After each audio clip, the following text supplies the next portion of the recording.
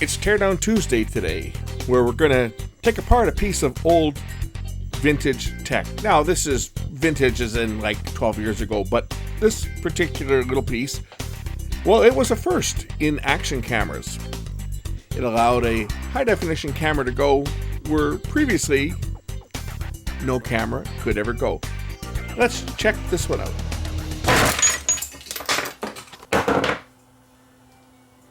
Today, we're going to take a look at this old GoPro Hero. This is the first generation. This one's beyond repair. You notice it doesn't have a lens on it anymore. That's not why it's beyond repair, though. The reason this was beyond repair was because this is one of those rubberized, look at the rubber, it's just all sticky crap, rubberized coating. The reason that this thing is in the shape that it's in was because of a bad update. It got bricked, basically. I downloaded an update from GoPro that was going to allow me to mount the camera upside down or mount it right side up, right? You could flip the image. And I followed all their procedures. I loaded the software onto my SD card, and I fully charged the battery, and I put the card in and pressed the, I think it held the button down or something, and you put the card in. Anyway, it went through, said up on this display like it was doing the update, and it sat there, and it sat there, and it sat there, and it must have sat there for an hour just displaying up. And yes, it was plugged in at the same time. The battery was fully charged, and it was plugged in to a power adapter so that the battery could not, so it could not go dead. Following their procedure exactly, it froze. And anyway, that was the end of the camera. The reason the lens came out of this was because it was a wider angle lens. This had a fisheye lens, and that lens ultimately ended up going into a security camera to give it a wider angle. That's where the lens came out, because it's just a standard little lens that could be threaded in. And so the lens got repurposed. The lens was taken out. But when this happened, I contacted GoPro, and they said, oh yeah, no problem. Yeah, we'll take care of you. We will replace the camera for $50. That was their offer. But I had to send them and pay the postage to send the camera back to them, and I had to pay the shipping to get the replacement sent to me. And by the time the shipping, they were going to charge me $50 for the camera, plus it was going to be $75 to ship it to Canada, and it was going to be, it wasn't that much, wasn't as much to ship it back. It was maybe only cost me $30 or $40 to ship it back, but it was $50 US plus $75 US for postage. So that's $125 US, which would be about $150, $160 Canadian at the time. And plus the shipping brought this up to about the price of a new camera. So I told GoPro where they could shove it, and I've never owned a GoPro camera since. I've bought other brands of cameras. I've never had another GoPro, and I'll never own another GoPro camera. And primarily for that one reason, because when I get pissed off at a company, I never buy their product ever again.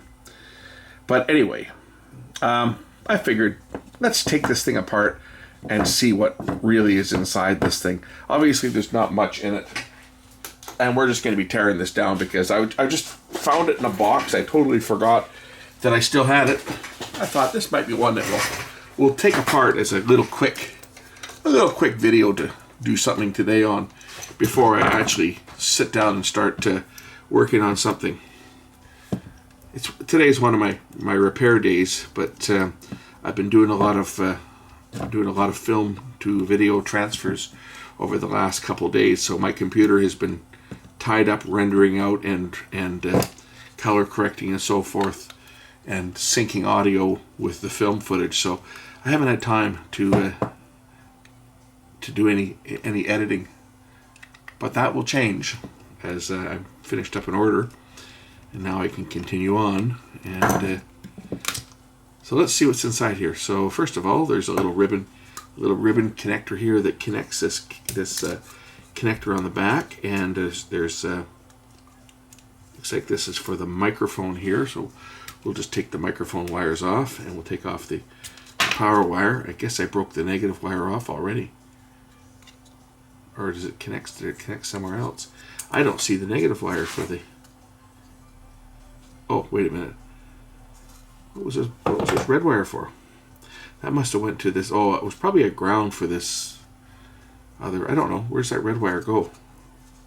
Goes to something. It's not battery because the battery terminal connects right there. Take that out. Just remove this and see what's under here.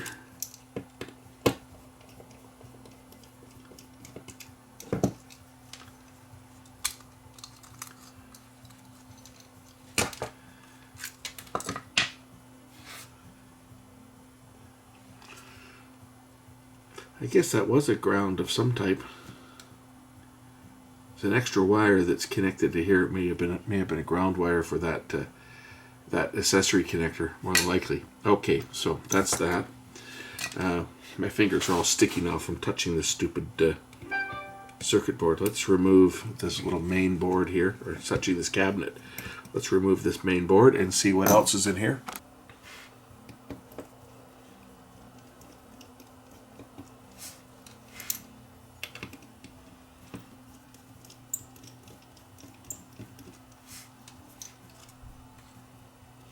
Okay, another screw here. This is kind of neat to see what how the technology was on these, because say these were literally the first.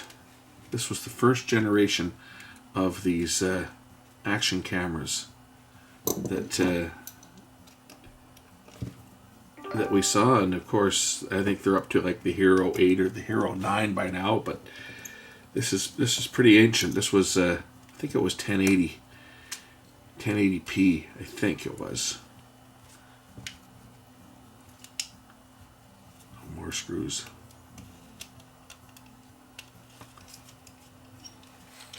But certainly they were the first of the wearable cameras back in the day. Another little display here, a little LCD screen. I'm off frame there. So another little LCD here. Oh, they're using like this. Let's just take this off. Does this come off, or is this?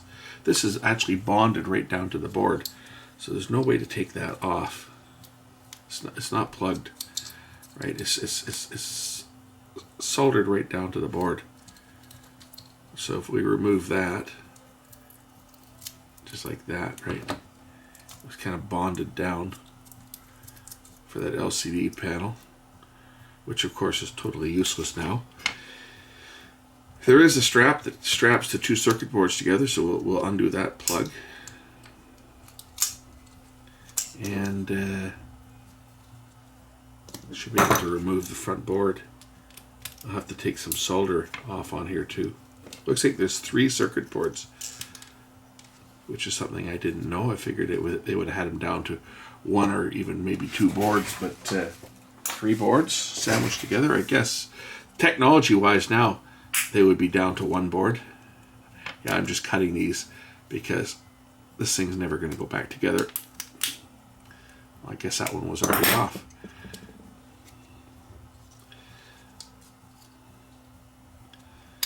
And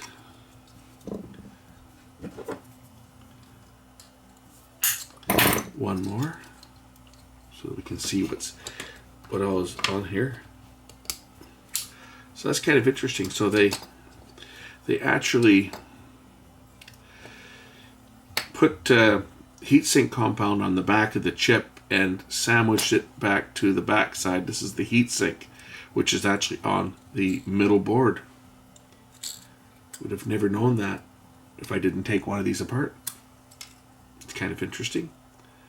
And this front board should come off of the middle board as well, so we can see what's in here.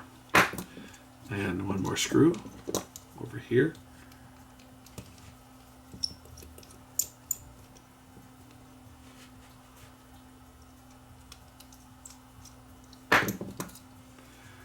So there it is.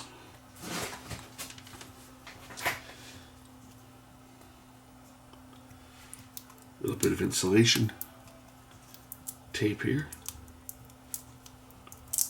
That's to stop the SD card slot, or SD card housing for the SD card slot, from shorting out onto the back of the circuit board here. So this is the guts to it. If this one here would be the I guess the logic board. Now there's something under here too. I'm just going to try to remove this card slot. We'll tear it right down.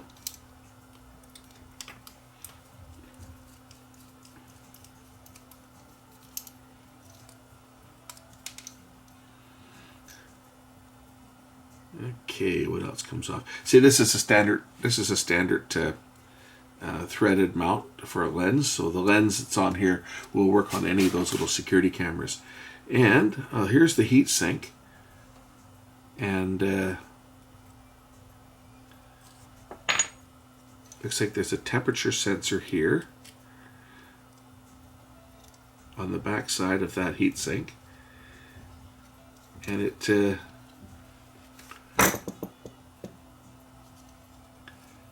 interesting. There's no solder mask on here, so this is to drain the heat. This is a heat sink pad. This is to take the heat off of the board. I guess to drain heat away from the SD card, which would be on the other side,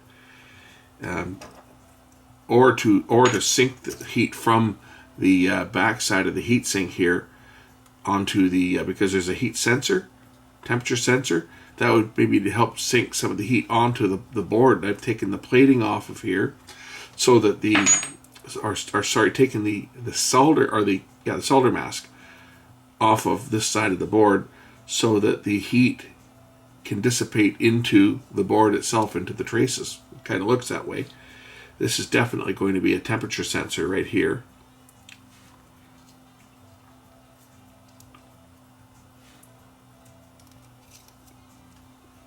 Most definitely, that's a temperature sensor. So that if the heat sink, which is draining heat away from this main processor over here, overheats, this is going to be a system on chip. So this is everything. Handles all the video processing and the compression and everything. So there's your system on chip, and there's probably memory underneath this.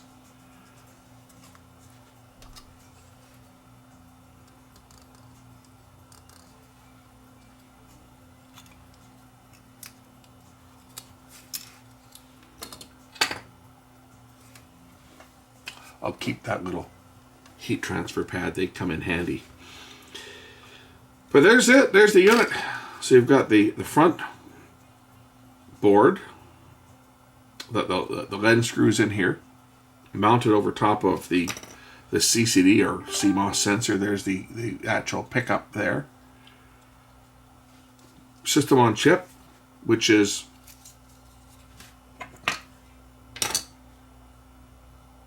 sandwiched onto the heatsink. The heatsink has a heat sensor on the back side, which is this little type of a resistor that would change its or thermistor that would change its resistance value with the temperature, so that would shut the camera down if it overheated. And at your interface for the memory card. Not a lot on this board. As you can see, this one doesn't have any processing. This is basically a passive board, just the connection to the SD card and the audio video outputs and so forth on it. You've got this one here would be probably the power supply. There's a chip here that's actually right on the board itself, epoxy, right over top of the board. This is going to be the main controller.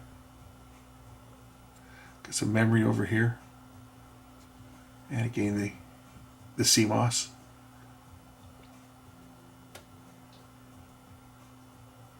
Complete with the color filter on it. Backside here, more memory. This would be probably where the firmware is stored on here.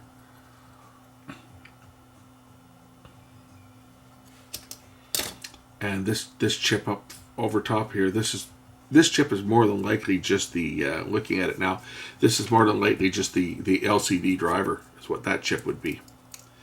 Right, the LCD is connected there. So this is just more than likely just the LCD driver, and its only job was to actually just display some numbers on that little LCD screen. And maybe take inputs from the buttons and so forth, but I think it's probably pretty simple. 2009 was when this camera was made, so gives you an idea of the age of it. You know, it's about 12 years old, and it hasn't worked in probably 10 of those 12 years.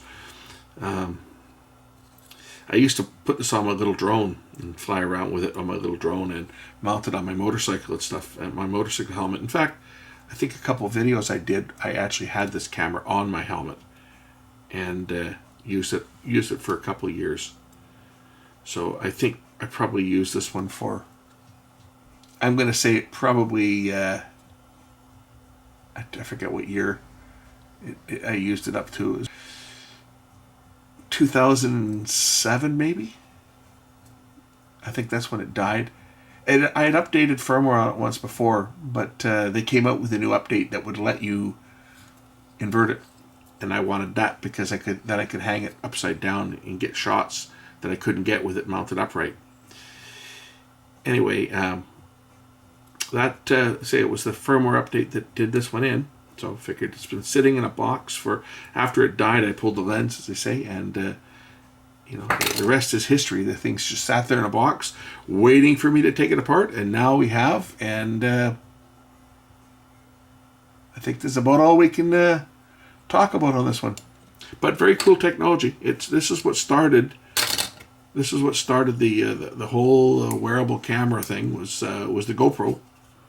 You know, certainly is a little marvel in itself that you could get HD quality pictures from something this size. Now we don't even think of that. We have phones and stuff that will do much better quality, but the cameras of this size have gotten so much better. You know, 4K is well, I think they're even beyond that now. I've got a couple 4K cameras, and you know, we'll run circles around this one. Anyway, that's all there is for this one. Just wanted to make a little quick video to show you guys this pile of junk, and this pile of junk is heading where it should have gone years ago.